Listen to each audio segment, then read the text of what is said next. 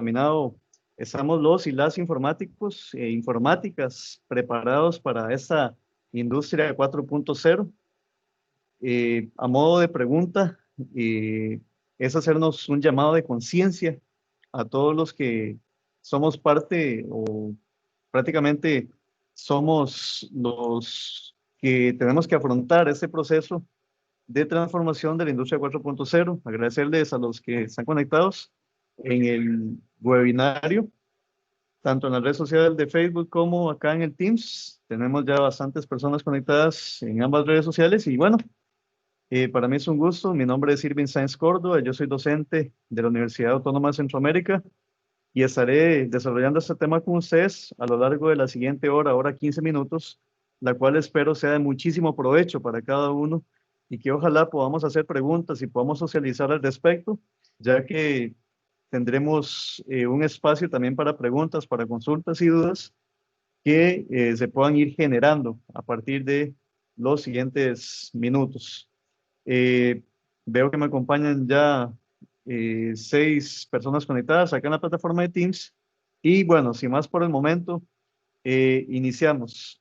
Cuando hablamos de esa transformación, algunas personas piensan o comentan que si se trata del futuro, si se trata de que la industria 4.0 es algo de película o es algo que algunos pueden vaticinar o pueden comentar como una alternativa a hasta 30, 40 años más, pero desde hace unos años atrás ya estamos viviendo esta transformación. El ser humano a través del tiempo se ha caracterizado por buscar evolucionar en todos los contextos de su vida. Las personas a lo largo de la historia que han logrado destacar y que han logrado de alguna otra forma o alguna otra manera eh, ser destacados o poder tener una participación, lo han buscado gracias a las alternativas que se han venido generando con la evolución, con lo que es la invención de la escritura, por ejemplo, con lo que es la aparición de la rueda, el ábaco, en fin, hay muchos inventos los cuales podríamos ir mencionando. Parte de esto tiene que ver con la supervivencia en el factor de la actividad económica e industrial. El ser humano ha tenido que buscar la forma de supervivencia a lo largo del tiempo y hacerle frente a través del quehacer cotidiano. Eh, por ahí podemos mencionar también la imprenta como uno de los inventos más sobresalientes de la historia de la humanidad y a través del tiempo podríamos añadir los vehículos, podríamos añadir la televisión, la radio, el telégrafo, como los medios de la nueva era que vinieron a revolucionar el mercado, que vinieron a aparecer como los medios de comunicación más importantes de los últimos tiempos, y a ello podemos también agregar la difusión que se genera con esos medios de transmisión. Por el otro lado, los medios de transporte, hablemos de los vehículos, los aviones, hablemos de los buques que se fueron creando a partir de los últimos siglos, como los medios de transporte, eh, para que el hombre pudiera desplazarse de un lugar a otro y a la vez pudiera hacer uso de transporte de materias primas y materias de insumo, que a lo largo del tiempo se vinieron dando en las diferentes latitudes y continentes.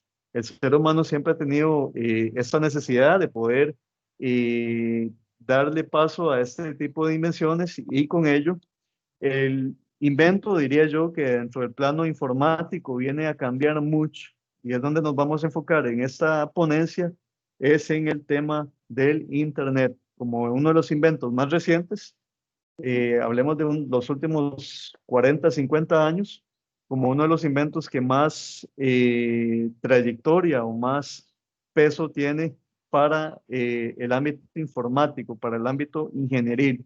Recordemos que el Internet nace como una conexión allá por la década de los años 70, 80 en el ejército de los Estados Unidos, en la Marina de los Estados Unidos, denominado ARPANET.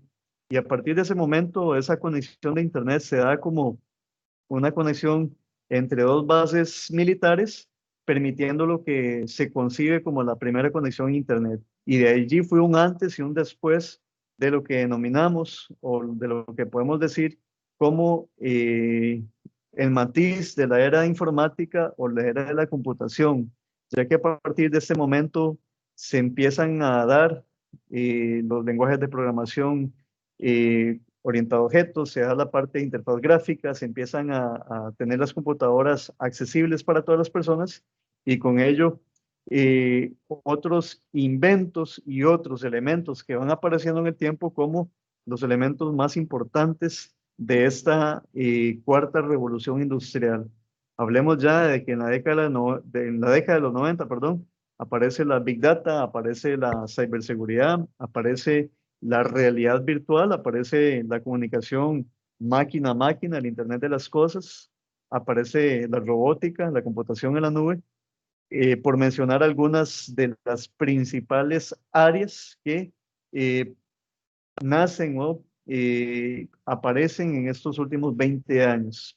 Y aquí es donde se deriva este tema que les traigo en esta tarde, el cual tiene que ver en mucho en el perfil promedio del profesional en informática, en el técnico en informática, en el computín, en la persona que labora o que bien quiere adaptarse a este cambio que viene a futuro. Para nosotros, eh, no es ningún secreto de que esto ya se está dando y que tenemos que ponerle atención, porque si no, tarde o temprano esta parte nos va a llevar a lo que es eh, el desplazamiento de esas tecnologías. Como lo mencionaba hace un ratito, a través del tiempo se da la aparición de muchos inventos que fueron revolucionando al ser humano y entre ellos destaca en la primera revolución, por así decirlo, la mecanización, la energía hidráulica, la máquina de vapor,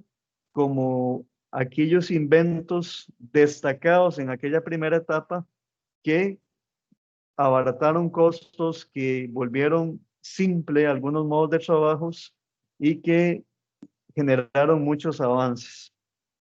Para el año 1870, prácticamente casi 100 años después, aparece la segunda era industrial de aquel entonces, la denominada producción en masa, la línea de montaje y la electricidad como uno de los inventos más importantes de la época. ¿Por qué la electricidad? ¿Por qué la línea de montaje? Porque vinieron a ser elementos que se consideraron en aquel entonces fenómenos físicos y fenómenos científicos que vinieron todavía a mejorar el trabajo y ahí la operación de algunas empresas.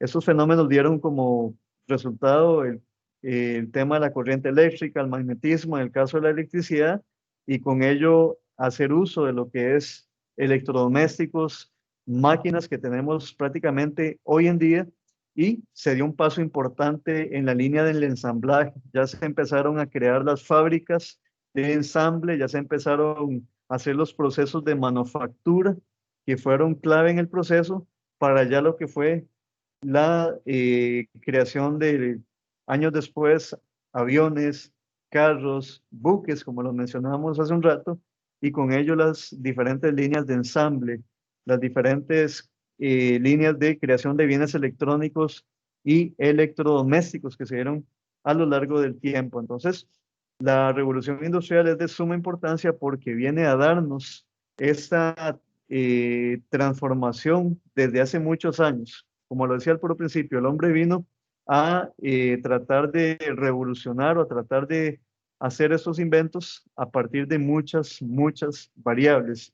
Y con ello se da la aparición de una, y no menos importante, considerada como ya la informática años después. La tercera revolución industrial fue prácticamente la que se da de último para ya entrar a lo que es esta cuarta revolución industrial.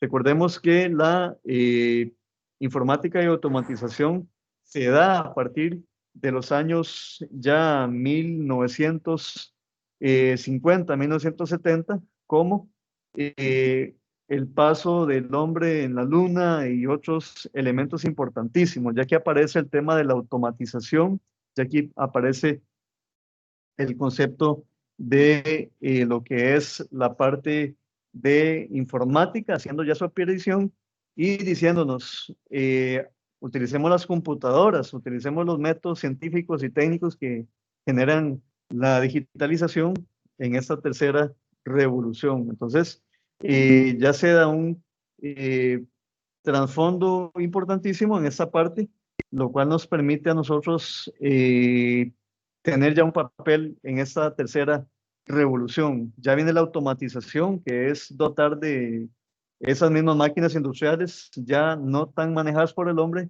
sino que por un robot o por una máquina que eventualmente la ensamblaría. Y la más importante, donde vamos a enfocar ese webinario, si tienen consultas, las pueden hacer a través del chat, con mucho gusto las podemos estar contestando y dándoles seguimiento a los que están aquí conectados, que ya veo son más.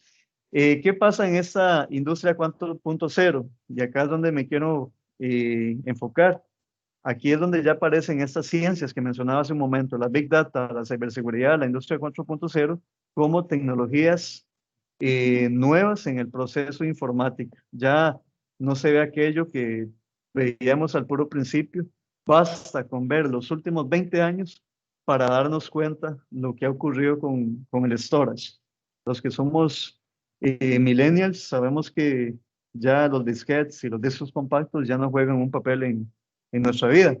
Ya utilizamos la nube, utilizamos las mal llamadas llaves mayas, que en realidad son los dispositivos de almacenamiento extraíble, para poder eh, generar o poder efectuar almacenamiento.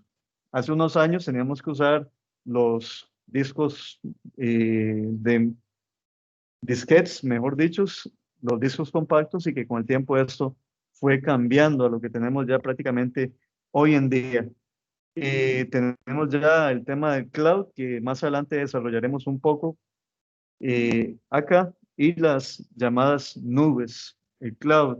¿Quién no ha almacenado en Google Drive? ¿Quién no ha almacenado en OneDrive? En estas nubes que nos dan algunos proveedores de forma gratuita, como las alternativas de almacenamiento en el mercado de forma gratis y algunas de paga. ¿Qué tenemos también con esta transformación? Los puestos en informática. Los puestos en informática han sufrido un cambio importantísimo a lo largo del tiempo, el cual yo creo todos sabemos la transformación que ha sufrido un puesto en los últimos años. Ya basta ver el perfil promedio de un programador en informática en este momento. Ya derivan o hay toda una serie de puestos dentro de esta área informática. ¿En qué sentido? Ya no se habla del desarrollador de software tradicional, ya no se habla de aquella persona que nada más codifica o analiza los sistemas de información, no. Se habla ya de aquella persona con una capacidad y un análisis importante para efectuar algunas labores en específicos. Hablemos, por ejemplo, de, de este ejemplo que tenemos acá en pantalla. Ya aquí tenemos el escenario de un webmaster, de un QA, de un backend, de un frontend o de un full stack developer, por mencionar algunos. Ya el programador que salía de las universidades en los años 90 y 80 estaba orientado a una labor en específico, que era el desarrollo de sistemas informáticos, pero con el tiempo ya se convirtió en otro perfil. ¿A qué me refiero con eso? El programador de hoy en día ya tiene labores muy específicas. Es un programador que estará orientado en algún lenguaje de programación en específico, en alguna tecnología, en algún framework para desempeñar su trabajo, y que detrás de él hay otros profesionales encargados ya del diseño, encargados del color, encargados de algunos temas que ya no son directamente relacionados al programador. Por ejemplo, hablar de un frontend es un diseñador gráfico, es una persona que se va a encargar de lo que el usuario va a ver, de la parte vista, de la parte visual.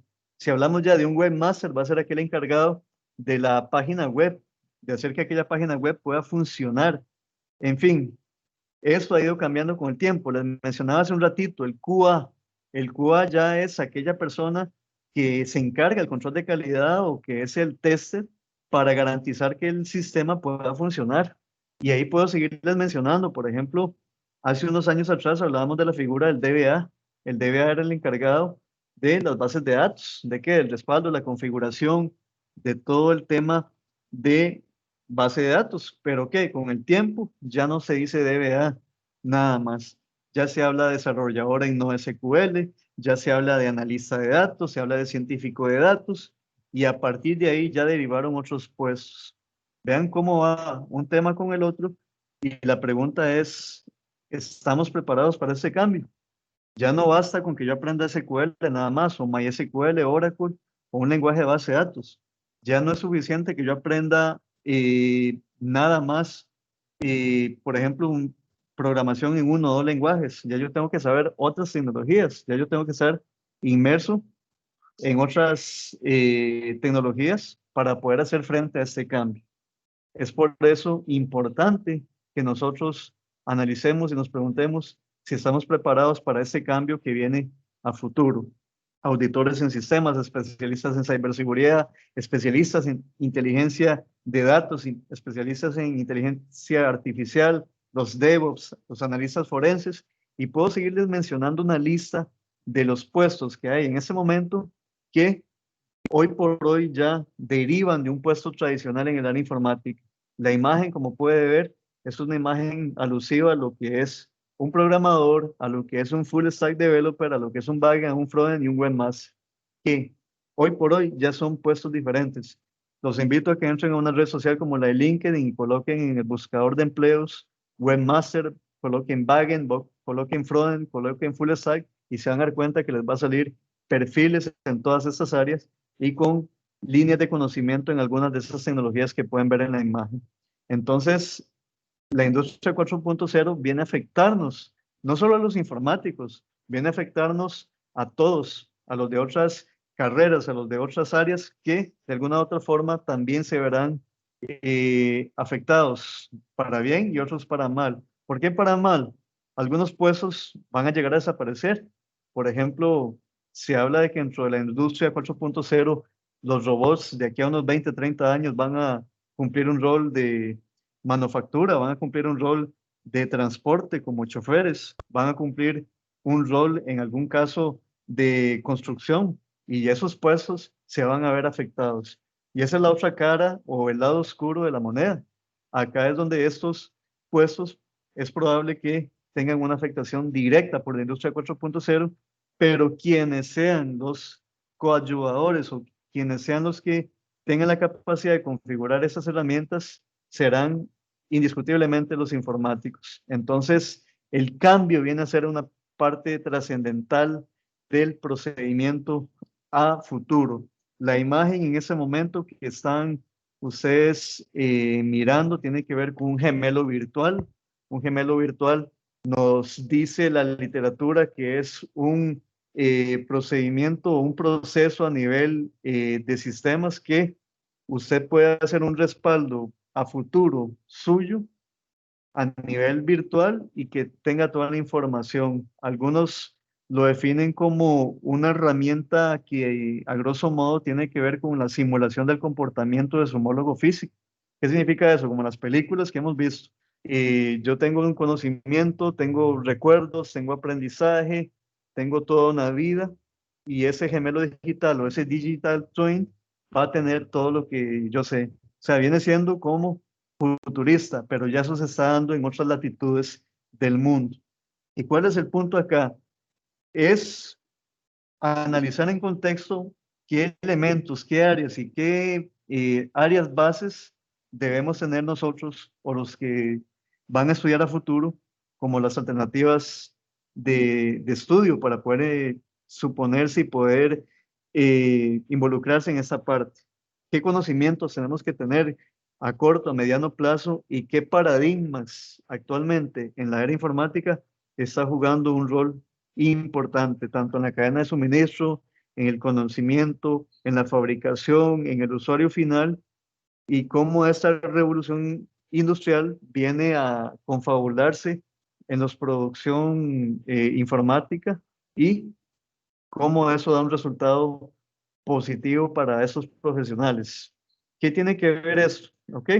El cambio que vamos a tener a futuro, las áreas, la imagen que vemos ahora tiene que ver con las principales áreas que se van a ver involucradas con la industria 4.0. Ahí podemos ver robótica, podemos ver Big Data, podemos ver simulación, podemos ver ciberseguridad, realidad aumentada y otras que son sumamente importantes para nosotros los que estamos inmersos en este mundo de la informática. Ahora bien, ¿cuál es el elemento aquí trascendental? La inteligencia artificial. La inteligencia artificial como tal es considerada la médula de la industria 4.0. ¿Por qué? Porque a través de ella se tiene el proceso de poder aprender, de poder simular, de poder entrenar a partir de la información dada, generar un procesamiento y que el sistema de forma autónoma pueda tomar algunas decisiones importantes. Eso es, en efecto, la inteligencia artificial. Ahora bien, ¿cuál es el principal punto de partida que yo como informático, que yo como ingeniera, que yo como técnico o técnica o como computín, como le queramos llamar, debo de tener en cuenta? El análisis algorítmico que se tiene en programación es importante, pero aquí es mayor.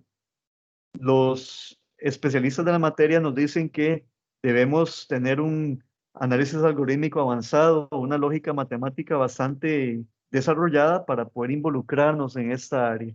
También nos dicen que otros factores son la inteligencia visual, la inteligencia espacial y saber mucho de ingeniería, porque la inteligencia artificial imita al comportamiento humano o animal. ¿A través de qué? Del hardware y el software. Es por ello importante que los profesionales a futuro o los profesionales de la inteligencia artificial dentro de unos años, que va a ser una carrera universitaria en el país, tengan estas áreas de conocimiento atento, por así decirlo. Repito, la inteligencia artificial es el corazón de toda la industria 4.0, de la industria 4.0, perdón, y que de allí ya se aparecen las otras áreas. Tenemos la robótica como una de las ciencias más importantes dentro de este elemento, la cual nos dice que la robótica es una sumatoria de algunas de esas que están por acá.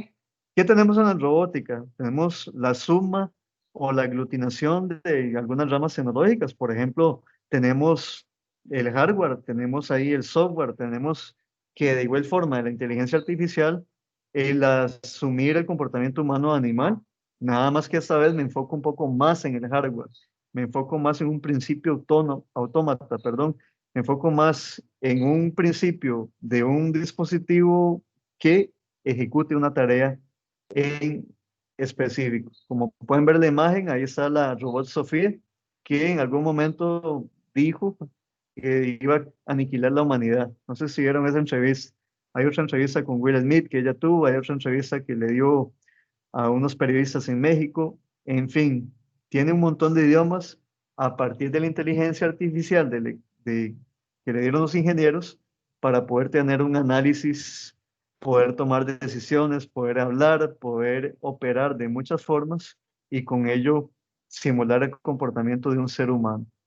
Grandes especialistas de la materia han vaticinado que en algún momento de nuestras vidas los trabajadores del futuro serán robots y no seres humanos. O bien, una gran parte o una gran planilla será efectuada por seres humanos y otra parte será ejecutada o será efectuada por personas. Entonces, esta robot Sofía ha dado muchas declaraciones. Ustedes pueden buscar acá en el internet algunas intervenciones que ha hecho y cómo esta ha dado de qué hablar. Al lado derecho tenemos una imagen de niños aprendiendo robótica, cuyo enfoque está orientado a eso, a que dentro de un futuro no muy lejano, los niños y jóvenes puedan desarrollar destrezas para poder hacer frente al déficit de ingenieros y tecnólogos dentro de un futuro.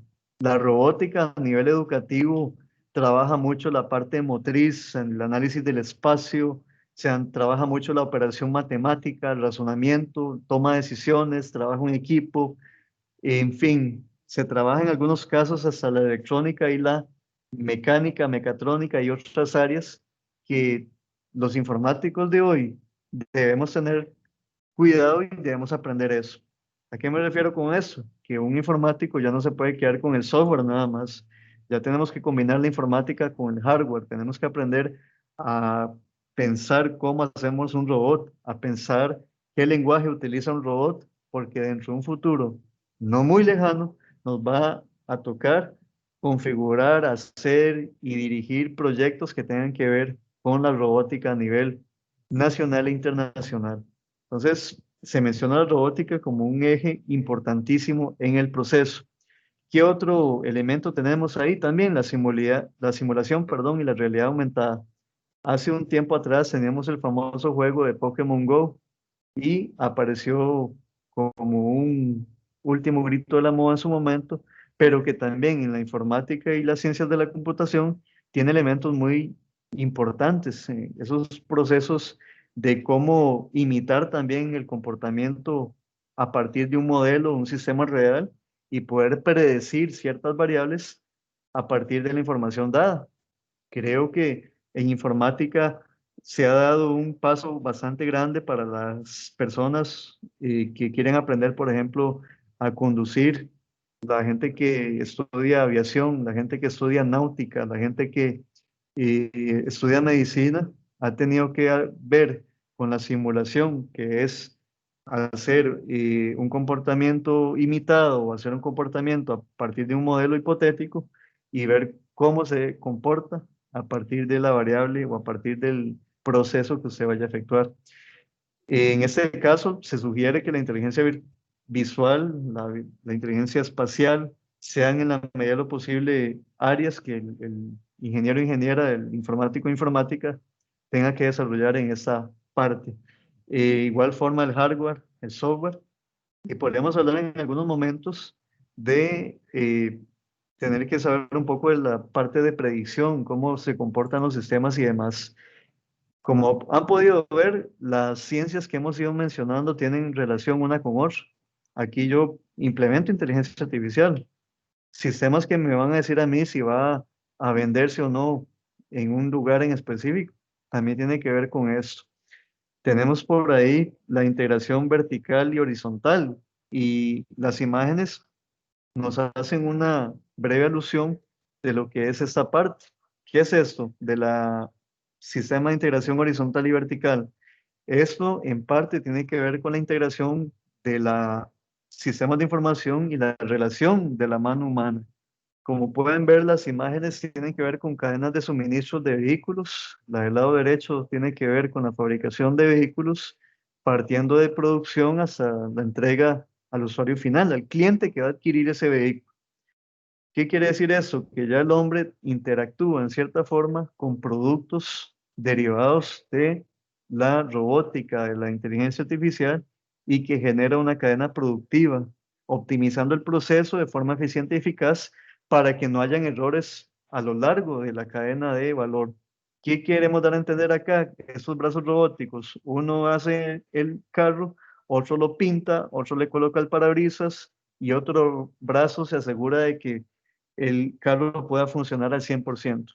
Entonces ya se evita que el error humano tenga una intervención en la fabricación de ese vehículo, promoviendo que haya una optimización en el proceso y hayan la menor cantidad de errores posible. Es por eso que la imagen de la izquierda hace alusión a un brazo robótico y al brazo de un ser humano, donde nos dicen que ambos tenemos que trabajar de forma unida, tenemos que trabajar en equipo para poder llevar a cabo procesos de gestión y optimización en la cadena de bienes y servicios que se dan en algunas latitudes.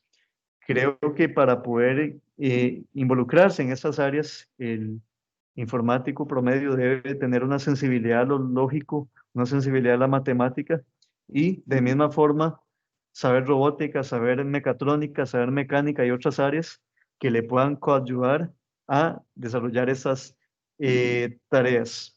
Ahora bien, viene el Internet de las cosas. El Internet de las cosas es un tema muy importante. El IoT, dirán otros, o el Internet of Things, o el Internet del todo, como se conoce en otros lugares, y que prácticamente me prevé a mí de un mecanismo de conectar lo que sea o de conectar cualquier electrodoméstico o dispositivo con una tarjeta de red o con una NIC a Internet. Es por eso que se denomina para algunos expertos de la materia como conectar cualquier dispositivo a la red mundial de Internet. ¿Para qué? Para que ese dispositivo pueda ejecutar una tarea en específico. Ya tenemos en Japón personas que se tienen un desabastecimiento en sus productos, por ejemplo, ya se le acabó la carne, ya se le acabó la leche, ya se le acabó el jamón, pueden tener una conexión directa al supermercado y el supermercado automáticamente envía a un motorizado para que pueda abastecer la falta de suministros que tiene esa persona.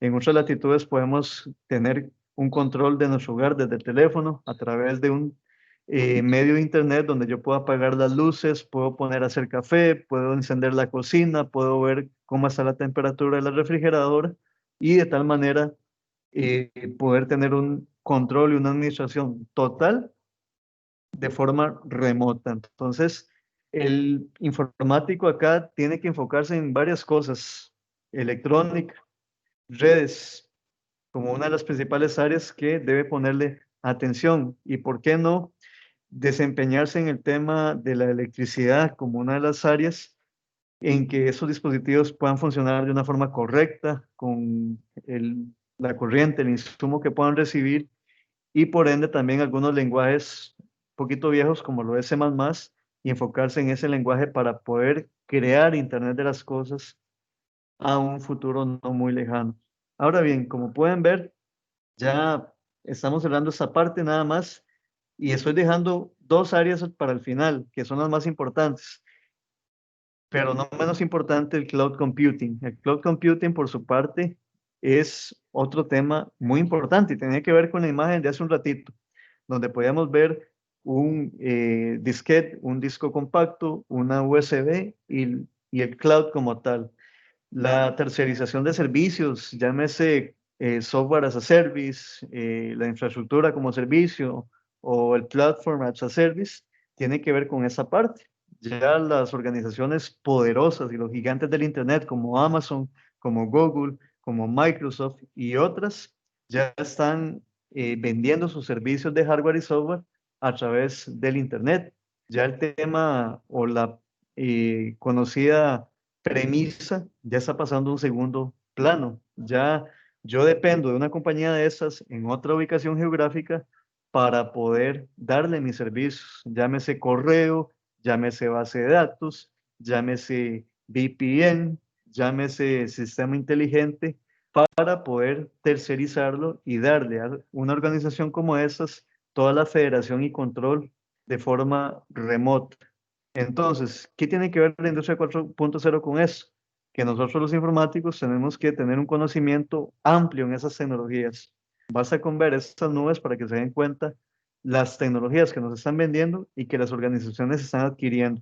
Ya usted, el paradigma tradicional de tener un servidor en la empresa que eventualmente puede dañarse o que en un terremoto se puede dañar o que un incendio puede fallar, ya se da un mayor incremento en la seguridad y se mitiga o se minimizan los fallos que se puedan dar en determinado momento. Entonces, la adaptación a este cambio es sumamente importante porque los profesionales de informática ya tenemos que ir valorando estas opciones. Ya hay certificaciones, tanto a nivel de Google, tanto a nivel de Amazon, tanto a nivel de Azure, gente de Microsoft, en las cuales ustedes pueden ya optar.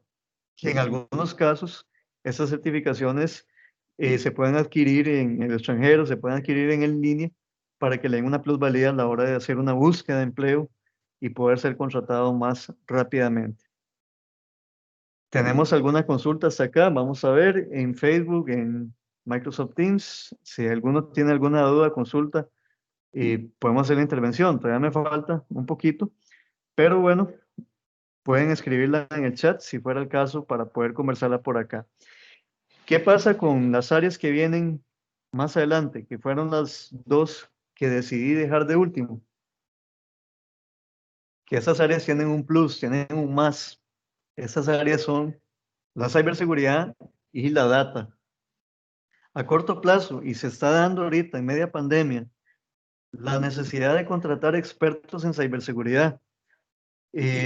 Actualmente empresas, dado el tema del COVID-19, porque sus empleados, perdón, sus trabajadores o sus colaboradores tuvieron que irse para la casa, hubo un incremento en el número de ataques. Basta con ver algunos títulos de algunos periódicos en el mundo para poder darnos cuenta de lo que ha ocurrido en los últimos 6, 7 meses de la pandemia en el mundo. La cantidad de profesionales en informática ha ido en incremento. Países como la de la Unión Europea, acá el Reino Unido, y lo mencionan medios serios, desesperados en la búsqueda de contratación de profesionales en ciberseguridad. Hoy por hoy es una necesidad latente que estos profesionales sean contratados. Como podemos ver acá, y dice textualmente, el confinamiento se llevó por delante más de 1 millón de empleos, pero hay sectores que han resistido los azotes de la pandemia, incluso algunos que han salido reforzados. Esos que han salido reforzados, adivinen cuáles son, los de ciberseguridad. ¿Por qué? Porque la ciberseguridad tiene un foco importantísimo en este momento. Nos dice la estadística en ese momento y tiene todo un respaldo que de hecho ustedes pueden investigar a profundidad. El Instituto para la Ciberseguridad nos habla de que en este momento el déficit de profesionales en esta área ronda el 1,5 millón, 1.800.000 profesionales a nivel mundial con diferentes posibilidades de desempeñar. La ley de oferta y demanda nos dice que al haber una amplia demanda de esos profesionales, el salario está muy por encima del el informático o el ingeniero o ingeniera de promedio. Entonces, se debe poner atención a esta parte. Podemos decir que a futuro los expertos siguen vaticinando que la demanda va a ser mayor. Unos hablan que de aquí al 2022 no va a ser de 1,8 ni de 2 millones, va a ser casi que de 3 millones de profesionales en esta área. ¿Y a qué se debe eso? La pregunta que tal vez se pueden estar generando en este momento, se debe a la proliferación de más dispositivos conectados a Internet, se debe a la puesta en marcha de más sistemas, de más bases de datos, de más Internet de las cosas, de más herramientas conectadas a Internet que de alguna otra forma pueden estar vulnerables, de más personas usando Facebook, de más personas utilizando el Internet para teletrabajar, de más organizaciones mandando a teletrabajar a sus colaboradores. Entonces, el profesional en ciberseguridad, sin duda alguna, viene siendo un foco importante a futuro para poder desempeñar en esa parte. Debe tener o qué debo saber para meterme a esa parte? Creo que aparte lo que ya debe saber el informático promedio es el adiestramiento lingüístico, la capacidad de poder desenvolverse, la, el manejo, la gran usabilidad de terminologías existentes en el área, el espectro de la computación en general. Porque si usted es programador y quiere meterse a ciberseguridad, le tengo una buena noticia. Usted puede tirarse a la parte de análisis de código malicioso, por ejemplo. Usted es del área de redes, tírese a ciberseguridad, a ver el tema de VLANs o el tema de puertos eh, inseguros.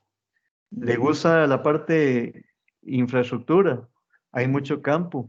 Ahí está la parte administrativa, en la parte de ciberseguridad, donde se pueda crear normas, donde se pueda crear mecanismos, donde se pueda dar conferencias, donde pueda crear manuales de uso para que las personas no caigan en trampas, por ejemplo. Y así sucesivamente con cada una de las áreas de la informática que tienen el foco en la ciberseguridad. Ciberseguridad como tal no es un profesional como el de la Progra, no. En ciberseguridad tenemos la lista de la defensa o denominada código azul o equipo rojo, el equipo azul, el equipo púrpura, y ahí podemos seguir mencionando la parte ética, la parte de detectar vulnerabilidades, la parte de concientización, hay mucho. La comunicación oral, escrita, toma de decisiones es amplia. La ética que debe tener ese profesional, la capacidad de análisis, el compromiso en el manejo de información, podemos decirle que clasificada o información confidencial, son otros factores que se pueden sumar al trabajo que deben efectuar estos profesionales, que más allá de decir corto plazo, ya se está dando en ese momento. Ustedes pueden buscar en internet y se van a dar cuenta que en latitudes cercanas, Panamá, México, Estados Unidos, hacen falta miles de profesionales en esta área para poder cubrir las vacantes que se están dando en ese momento. Entonces, el profesional de la ciberseguridad tiene esa gran tarea y esa gran labor de evitar que esos sistemas, esas bases de datos, esas herramientas, esas redes no se vean vulneradas. Hay todo un tema detrás ahorita de las estafas, todo un tema del pitching, del phishing, de la ingeniería social que se está dando y por ende demanda más profesionales en esta área que se lleguen a desempeñar prontamente a esas empresas. ¿Qué pasa con la otra área, con la data? Y la dejé por aparte con ciberseguridad por un factor también muy importante.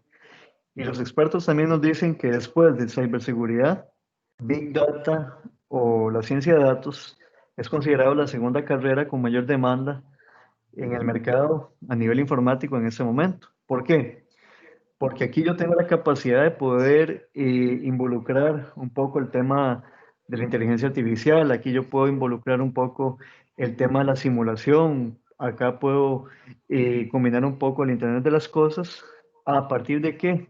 De los grandes volúmenes de información y la optimización de procesos que buscan las empresas. ¿A qué me refiero con eso? Y hace algún rato lo decía, hay empresas que necesitan saber a partir del comportamiento de datos tomar decisiones y poder predecir ciertos comportamientos.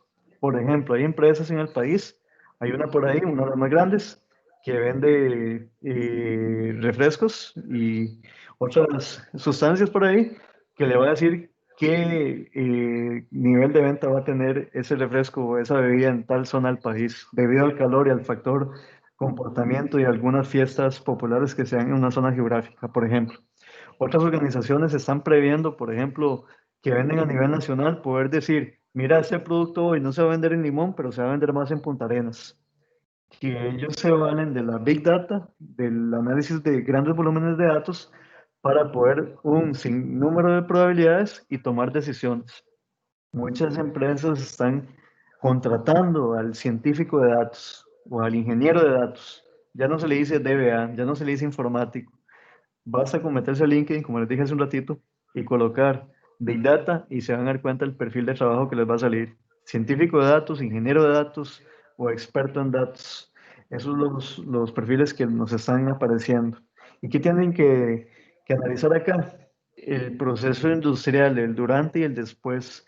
La capacidad de tener un espectro administrativo, un espectro comercial, un espectro logístico y productivo para poder ver el comportamiento de las empresas y que el informático, experto en Big Data o el científico de datos, como le quieran llamar, tenga la capacidad, perdón, y la sensibilidad de analizar la información estructurada y no estructurada que le van a facilitar los diferentes medios. Llámese en base de datos, llámese en redes sociales, llámese información de correos electrónicos, información de los medios, para poder eventualmente tomar ciertas decisiones. Entonces, eh, indiscutiblemente, el experto en Big Data debe tener una característica muy importante y basta con que ustedes vean los perfiles de puestos, la estadística y la matemática como una de las alternativas que debe saber, aparte del uso en software para la minería de datos, para poder desempeñarse en esos puestos. Actualmente ustedes verán esos puestos en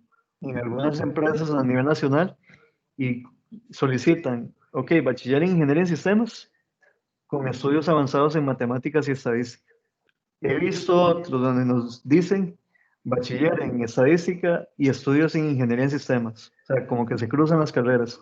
Entonces, otra alternativa, si no les llama la atención la ciberseguridad, es el análisis de datos, porque la Big Data nos va a demandar mucha estadística, mucha matemática, mucho números para poder ver el comportamiento y poder predecir a futuro qué es lo que va a ocurrir.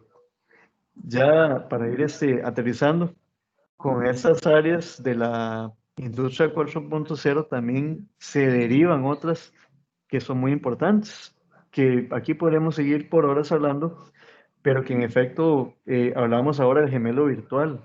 Ese gemelo virtual ya se está viendo en organizaciones donde ya yo tengo un backup, por así decirlo, de toda mi información, de todo lo que yo hago, de todo lo que yo tengo, de todo lo que yo sé, de una forma virtual. O sea, ya yo tengo no un robot, no otro yo, como en las películas, pero sí tengo un homólogo a nivel virtual que sabe todo y tiene el mismo comportamiento mío. Ya eso se está dando y eso se deriva como el gemelo virtual. Tenemos por ahí el blockchain, que ya el blockchain, algunos economistas, algunos informáticos han dicho que van a desaparecer el tema de los bancos.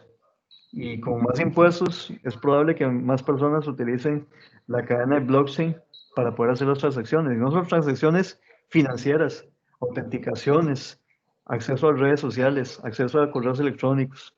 Ya se está usando la cadena de blockchain o código de bloques para poder hacer transferencias y poder hacer conexiones seguras.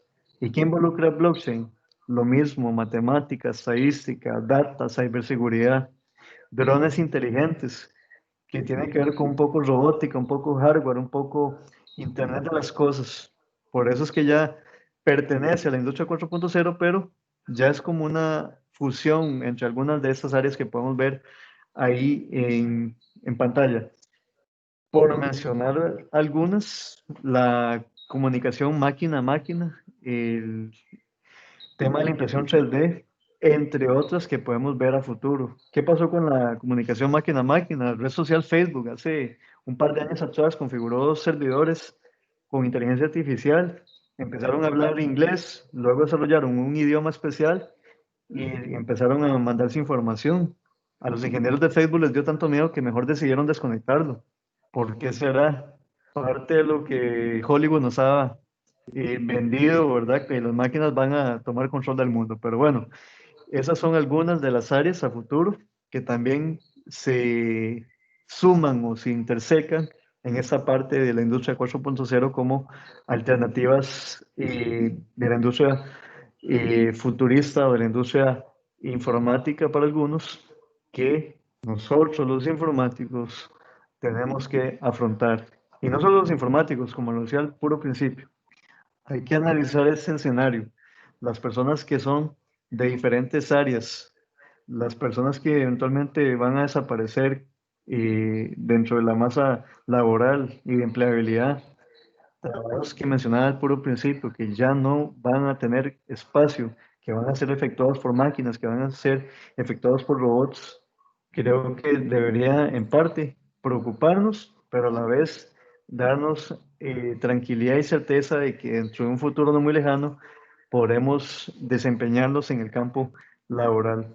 La ciencia informática hoy por hoy es clave para el trabajador de medicina, para el trabajador de la industria, para el trabajador que hace entregas puerta a puerta, para todos. La informática hoy por hoy tiene que ver con la vida de todo el mundo. Todas las personas tienen redes sociales, todas las personas hacen uso de herramientas, todas las personas tienen en algún lugar almacenado la información en una base de datos.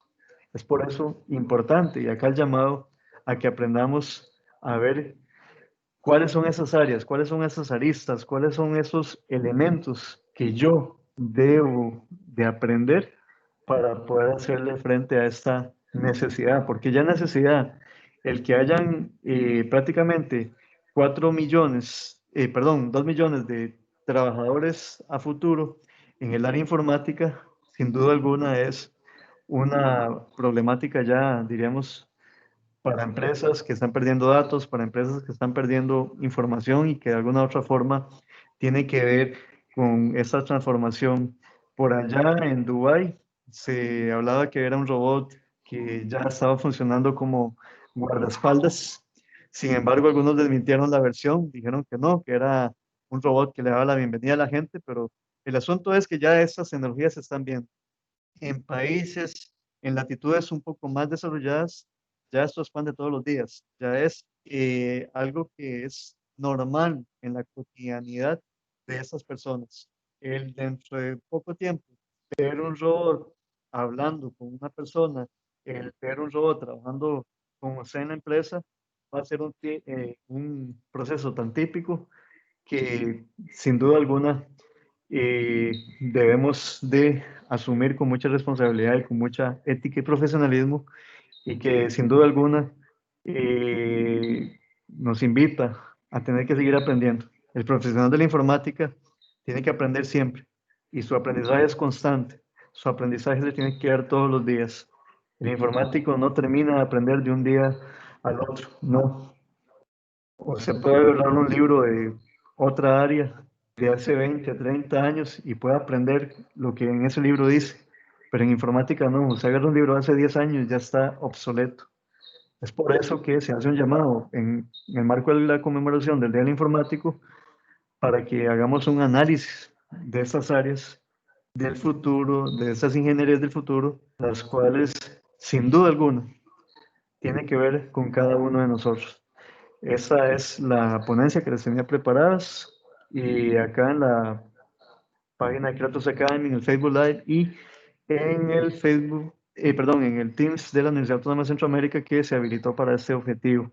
Habilito el espacio de preguntas para los que están ahorita aquí conectados y que quieran tener una interacción y podamos hablar un poquito. Muchas gracias, Diana, por sus palabras.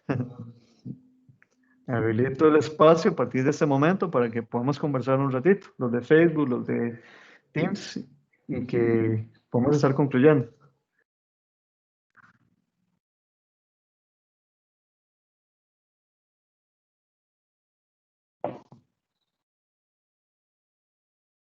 Creo que hay varias personas conectadas. ¿Alguna intervención, algún comentario? Si les da un poco de pena hablar, pueden pasarla por mensaje y yo la estaré compartiendo por acá.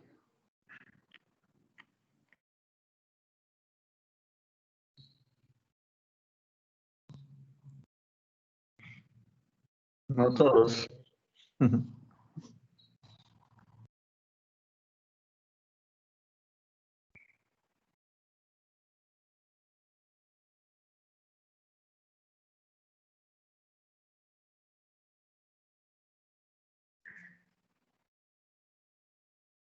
Bueno, de no ser así, agradecerles la participación acá en la plataforma.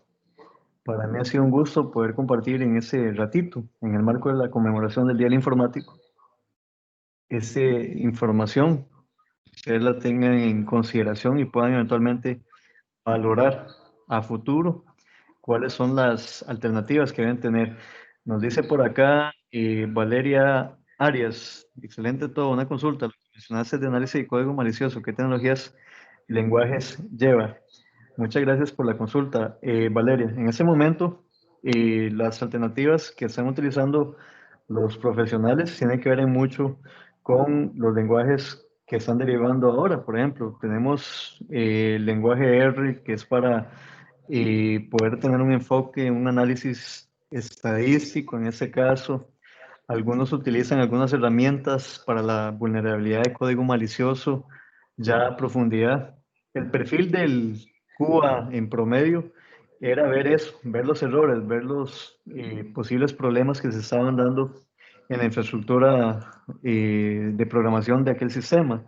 Sin embargo, ya los especialistas en código malicioso tienen que tener esa sensibilidad a la hora de que se pruebe el sistema y se hagan las pruebas de estrés correspondientes y se puedan generar los mecanismos necesarios para poder identificar esa falla. A partir de que de ciertos envíos que yo le haga a esa herramienta, poder ver cuál es el riesgo o la situación latente que tiene ese sistema informático, poder ver si quedó algún puerto o algún protocolo abierto, que ya esa parte la trabajará con la parte de redes, pueden desarrollarlo. En fin, a nivel de la parte web hay todo un mecanismo para poder hacerlo. El robo de la identidad, si no tengo mi candadito en mi perfil web, por ejemplo, ver que la estructura y mi código malicioso no tenga, por ejemplo, por ejemplo, en mi línea de código, un fichero que tenga una vulnerabilidad y que el atacante se valga de eso para inyectar código. En fin, es muy abstracto. Eso irá en mucho el lenguaje de programación, irá en mucho la arquitectura, si es cloud, si es híbrida, en fin, si se está mandando por un puerto, en fin, hay muchos vectores de entrada o vectores de ataque que dicen los especialistas de esa área que pueden tomarse como punto de partida.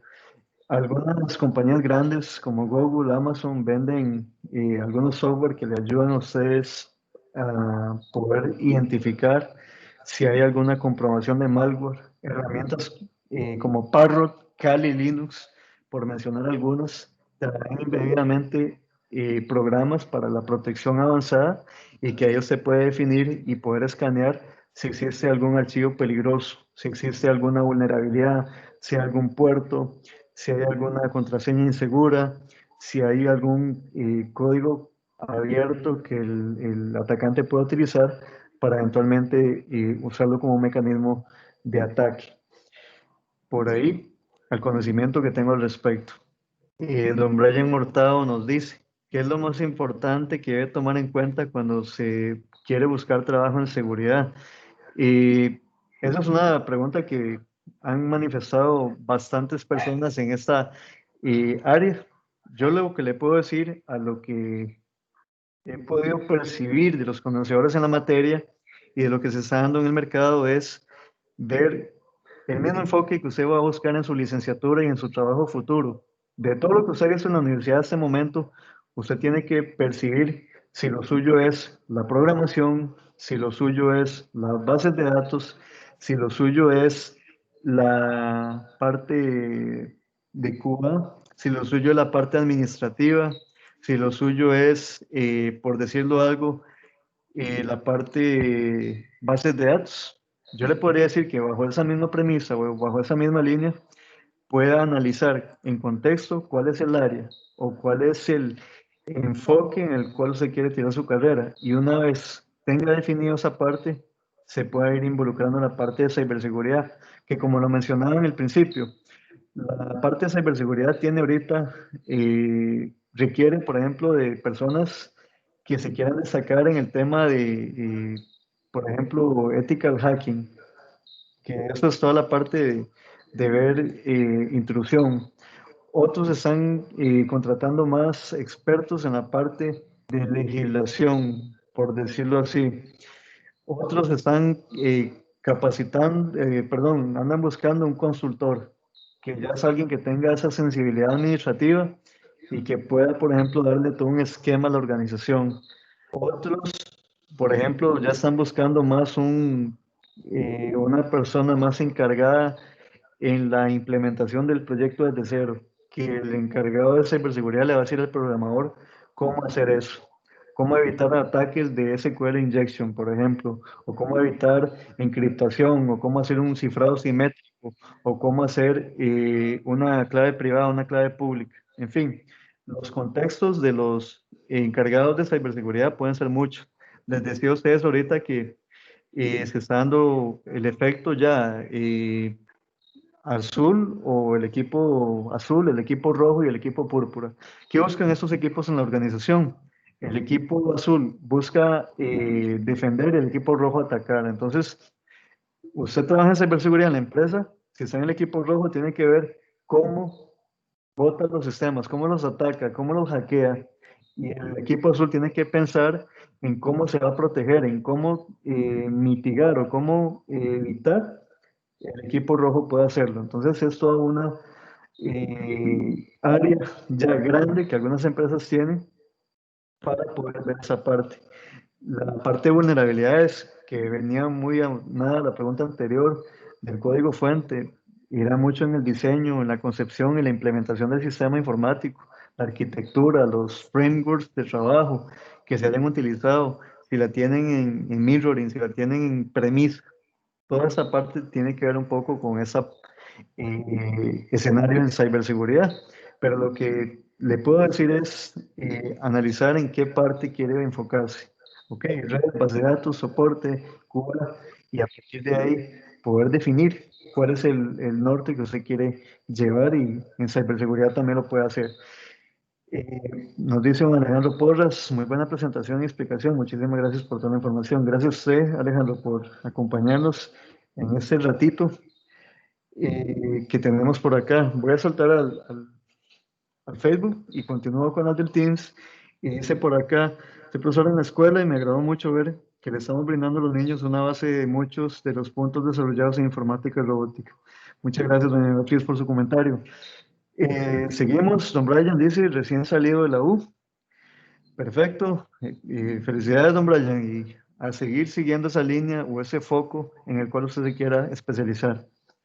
Don Alejandro nos pregunta, ¿en qué trabajo podría ser contratado un estudiante iniciado en ingeniería de sistemas? Claramente es algo un poco básico, aunque en mi opinión se obtienen algunos conocimientos que puedan ser requeridos para un trabajo con poca dificultad en informática. Ok, don Alejandro, ¿en qué es bueno usted? Usted tuvo que haberse dado cuenta en los 2 años y 8 meses, 3 años, ¿cuáles fueron las áreas de la informática que más le llamaron la atención?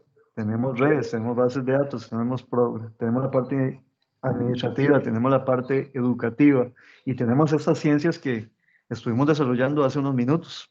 La pregunta y la interrogante es, ¿qué le llamó la atención? ¿Qué le gustó? Estas empresas hoy por hoy están contratando personas que desempeñen una labor en específico. Hablar de un ingeniero en sistemas en promedio puede desempeñarse en muchas cosas, como les digo, desde un ingeniero en ciberseguridad, un programador, un backend, un QA, un consultor, en fin, hablar de informática tiene muchas aristas. Usted necesita definir o reducir ese enfoque para determinar en qué área puede trabajar.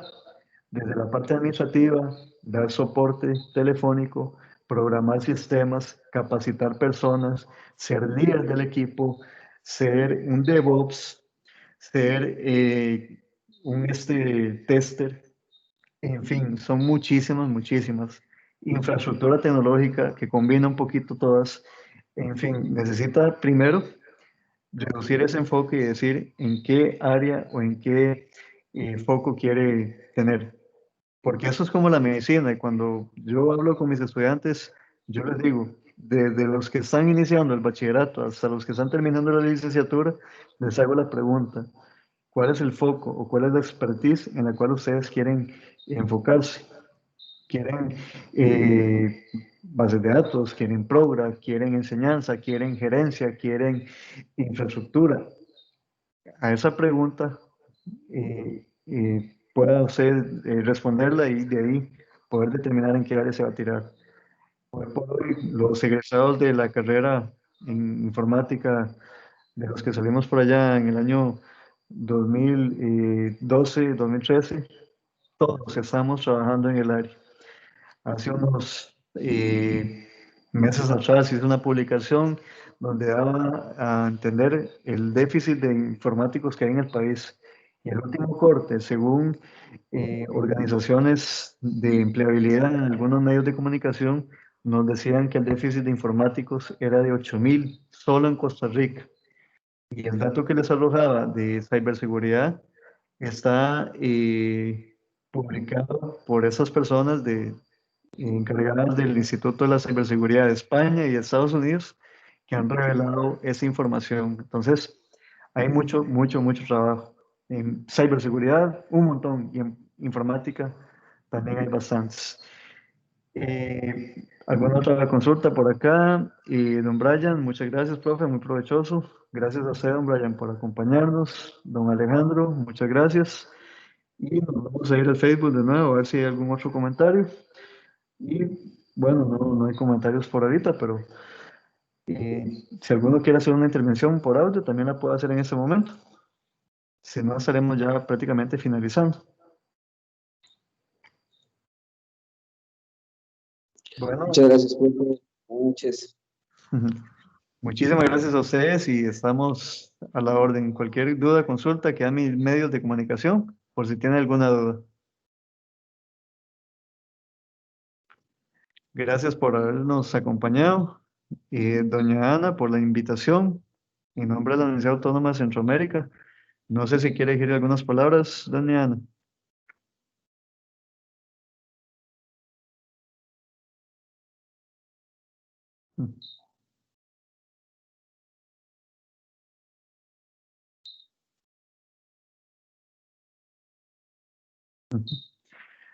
Bueno, si no es así, estaremos concluyendo este pequeño webinario.